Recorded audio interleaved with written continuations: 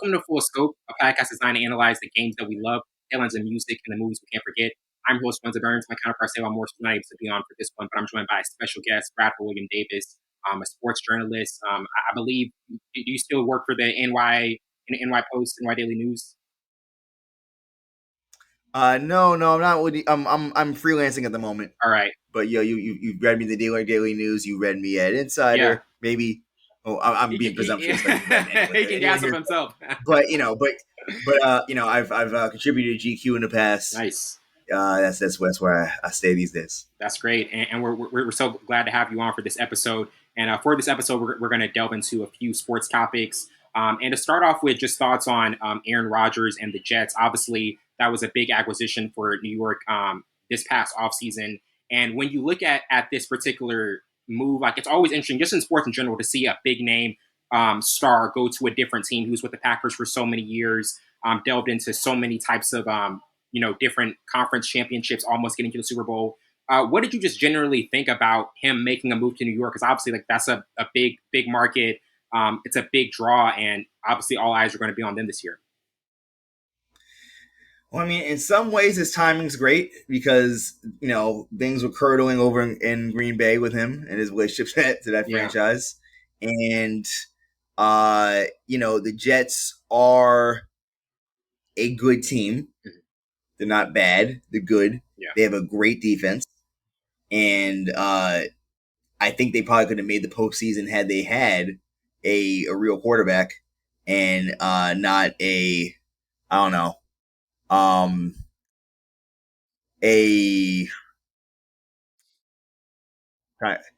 is this a PG podcast, a PG-13 podcast? I don't know.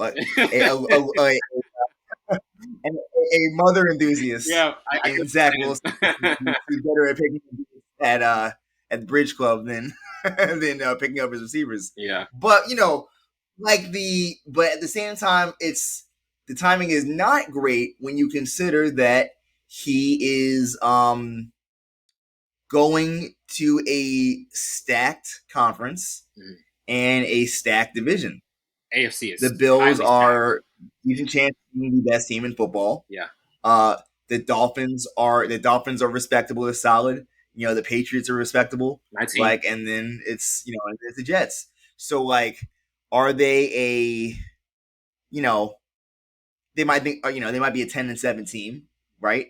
But 10-7 might not cut it. It just might not, and that's a shame, especially given that my understanding of the cap situation is they may not be able to make significant improvements to that roster via free agency or trading for already well salaried stars, or salary players after after the season.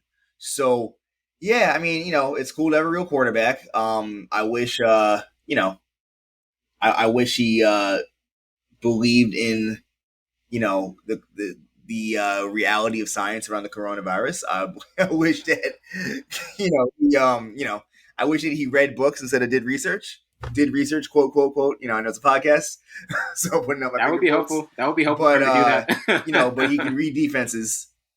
Yeah, he can read defenses. So I look forward to seeing that team get knocked out in the first round, the Aaron Rodgers special.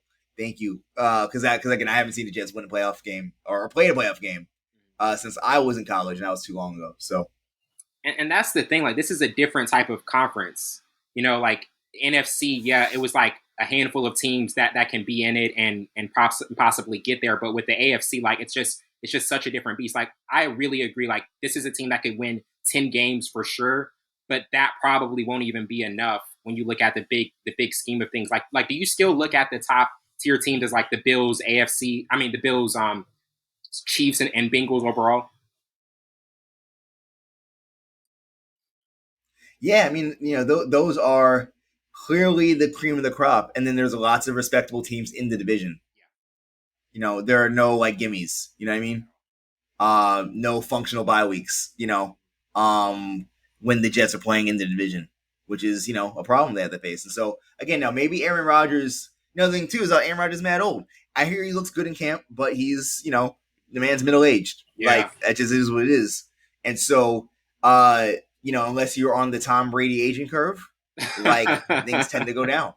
Yeah. At this age, and I'm not sure about Aaron Rodgers is eating enough avocado ice cream to to preserve an elite level of play, because he was very good last year, but but he was not the MVP that he was 2 seasons ago. Not at all. Yeah, it's very it looks very different for him. And kind of getting into next with if the Browns can have a bounce back year. The last 2 years, the Browns haven't been able to get to the postseason. And after going 7-10 last year, they're aiming to get back in that postseason mix. And depth at running back and even the wide receiver and middle linebacker section has been a concern. But just in general, in terms of like what the Browns could possibly do this year with Deshaun Watson coming back, obviously there's controversy with him. Like, what do you think about how the Browns outlook in the AFC North? Because the Ravens, they're going to be really tough with adding Odell Beckham Jr.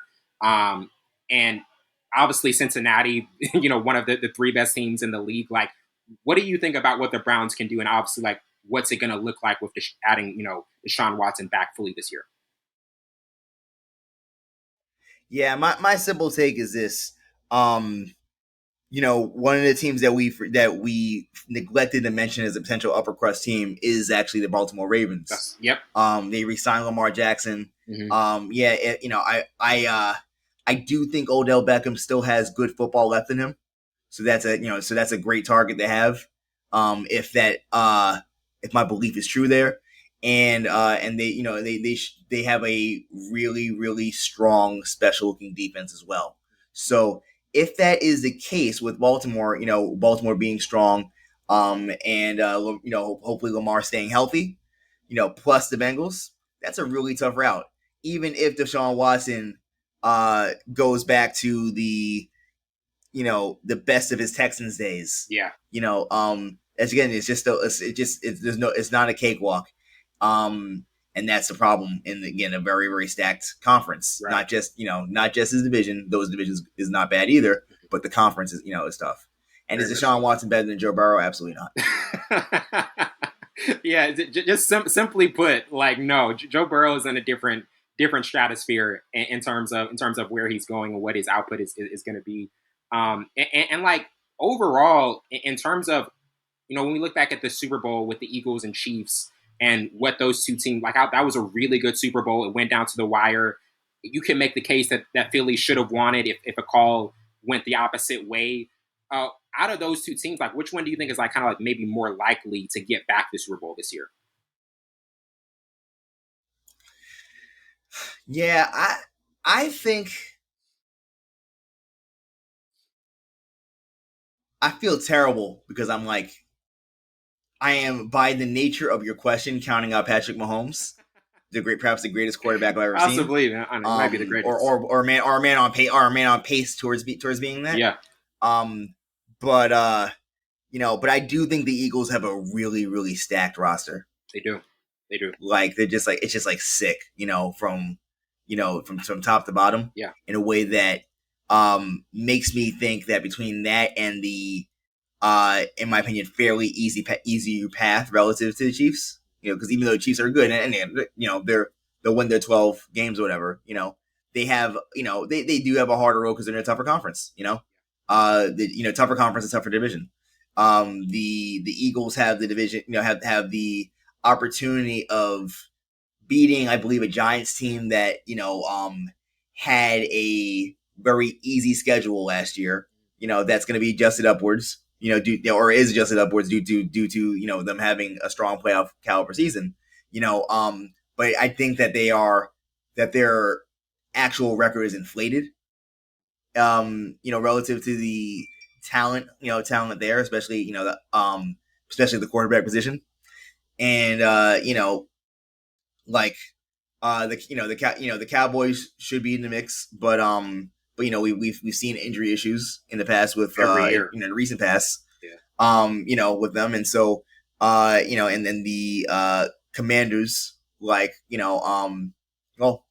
Commanders might be revived now that they have something approaching competency, in ownership, and so I don't think they're a bad team, but it's just not, it's just, they're just levels to this, they say, right? Mm-hmm. And the Eagles have a clearer path to that. To me, the Niners are the only team to me that's really, really stepped into them in the NFC.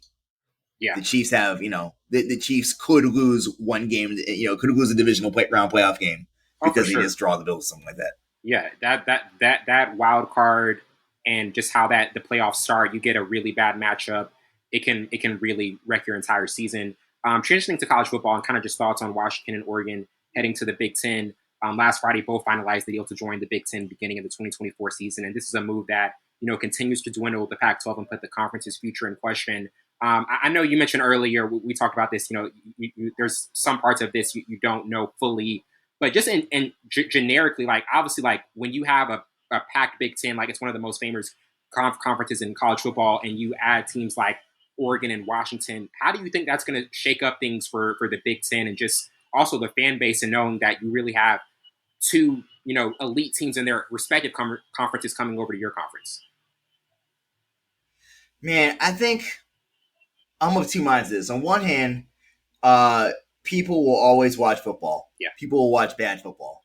People watch XFL and arena and all that, right? Like, Canadians love their CFL. Yeah. So if the Pac-12 is like kind of whack now, right? Like, there will still be people who tune in. Yeah. And so I think that it's still it's still going to be a draw and all that. However, I do think that there is a chance that there is a real existential crisis about the business of college football if you have like two conferences that are stacked and then the rest are just kind of like no one cares. Yeah. On a financial level, the math just may not be mathing enough to make the Pac-12 viable.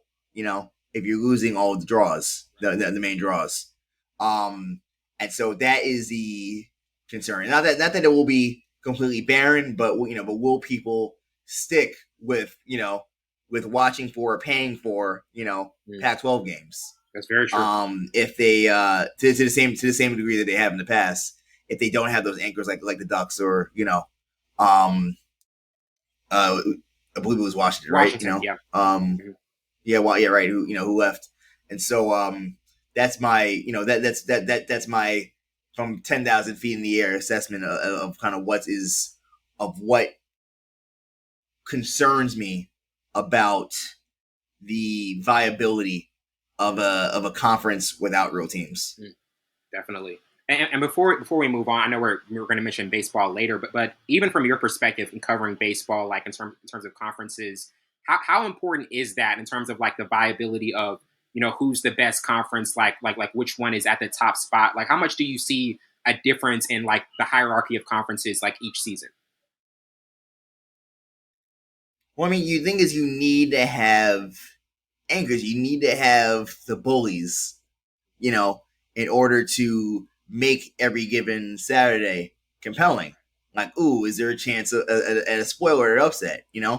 If it's just if it is lesser teams in mid majors making up a conference or something like that, like that's not going to fly. It's not that's not dramatic enough to be the kind of attraction, of can we go out and beat the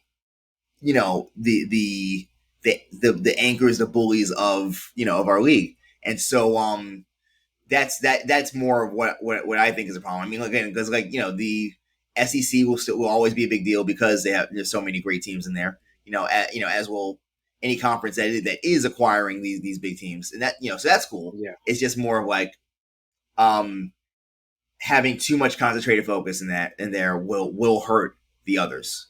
Definitely. Unless they significantly revise their program and have some sort of revival a la Deion Sanders going to Colorado. And though Colorado is what do you think about that? What are your thoughts on Deion Sanders with Colorado and what he and him making? I mean, look, like obviously, obviously he's quite effective at what he does. I don't think that he is, I mean, like he's a quality coach. I don't think that he is. I think that his move to Colorado shows that he was not the Moses leading our people, our HBCUs, into the promised land, you know. But it's still a merc who's taking jobs, which is, by the way, there's nothing wrong with that. You don't have to, it's not that's not inherently wrong. It can be disappointing, and it's annoying when someone talks like, I'm this, I'm that, I'm doing all this for the struggle, whatever. But like, that's but this is ultimately business. It is. And